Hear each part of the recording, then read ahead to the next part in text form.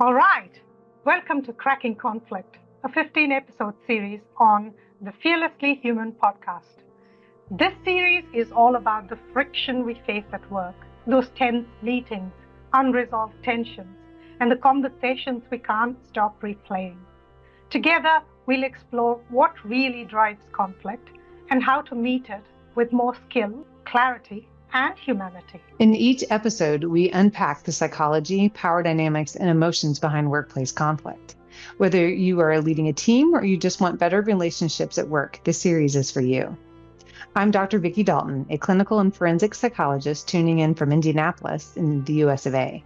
I have spent decades now helping couples, leaders, and people in general navigate conflict, everywhere from the courtroom to the boardroom. I also train individuals, families, and others on how to recognize, manage, and resolve conflict, because it's really not a question of if, but when. And I'm Kavita Khanna, a leadership and culture strategist coming to you from Aotearoa, New Zealand. I've spent years helping leaders and organizations shift how they lead, relate, and evolve. Because conflict doesn't have to be a crisis. It can be a catalyst for insight, for growth and change. And the truth is, we don't get to skip conflict, but we can get better at it. So let's get curious about conflict and become fearless about being human. All right. Vicki. Yes. Have you found that most people don't know how to deal with conflict? I've spent 30 years of my work life and probably personal life dealing with conflicts, whether it is workplace conflicts or conflicts between relatives. You deal with it as a psychologist. I really want to know, why is it that it feels so uncomfortable? What do you think is happening in our brains? What's happening inside us? So I think it's a great question. And while I can't probably speak for everybody all the time, I think there's probably some really clear things that happen. Conflict, I think, inspires a lot of uncertainty. We're not sure about how it's going to be resolved or what the other person might do. So that uncertainty adds to pieces of it.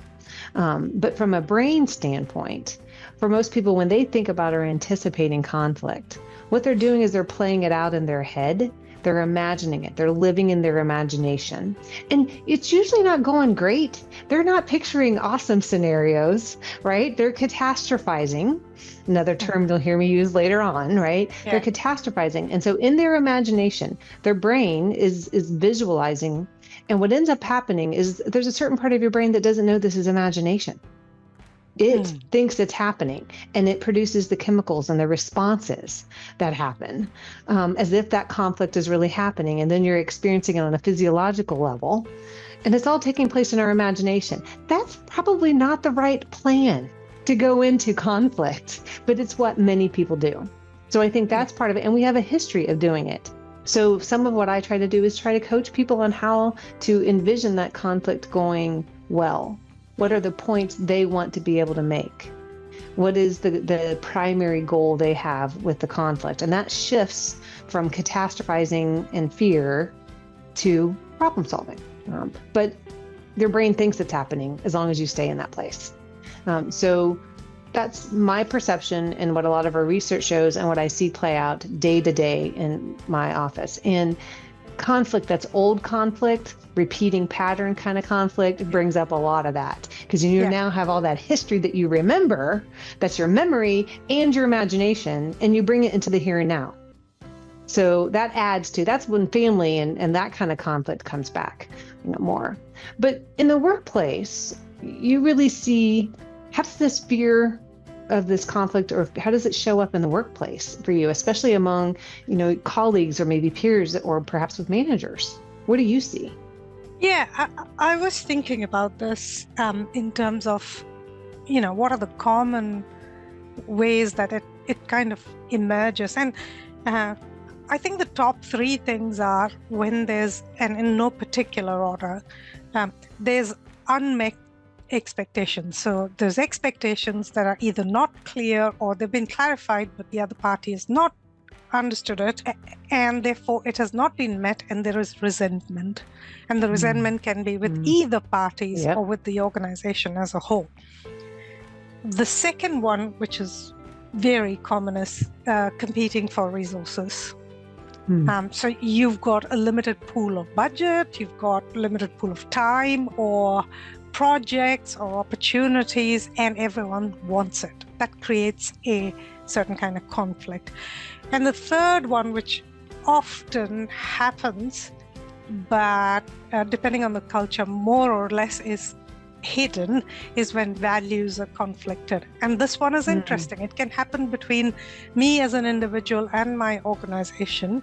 It can happen between me and my manager. It can happen between me and my team. And that's the conflict that I find very fascinating, because that depending on the culture of the organization, if your organization is a place where harmony is valued and you kind of don't want to lean into the conflict, then it's very hard to surface it. And therefore, you like you said, it kind of sits there and festers, and then bruise. Yep. Yeah. Mm-hmm. So that's interesting. So what I hear and what you just said, let me kind of repeat back sort of in my own terms. I heard that some of the first part really has to do with maybe unmet expectations. The second part is limited resources and natural competitiveness, sort of a survival of the fittest instinct kind of a thing, right? Darwinian, sorry, folks. And the last one is taking it personal, taking an idea almost like it feels personal. So if they don't agree with me, they're disagreeing with me as a person or my value system or something. And that's a big one. And so if it's left unspoken, it gets attached. And so I heard that resentment kind of stuff that gets attached to these things. Wow, this is all fascinating. Now we got to figure out what to do about it. Yeah. I mean, look, in most workplaces, this is one of the key reasons they have a people function and they invest in development of leaders. Very few workplaces, in my experience, kind of spend anything on early conflict resolution or working on the culture to kind of enable conflict to be normal. What do you think? Yeah. I mean, I feel like in the work that I do, both with individual clients, with executives coaching, within organizations, in my co-parents that really struggle post-divorce, I do have to normalize conflict. It's going to happen. And it's actually where great things can come out of it. If we can manage the emotions through it and still really listen and communicate effectively, with it. But we have to manage the emotion, the taking it personal, the resentment, that fear of survival that could be inspired, as we talked about earlier. It can be managed. And so trying to normalize it. I love what you're saying. Yeah, I love what you're saying, normalizing conflict. And that's exactly the topic of our next episode, isn't it? Oh, it will be. We'll find out. So join us. Yeah, join us and we can talk about, and we'll tell you how organizations and individuals can normalize conflict.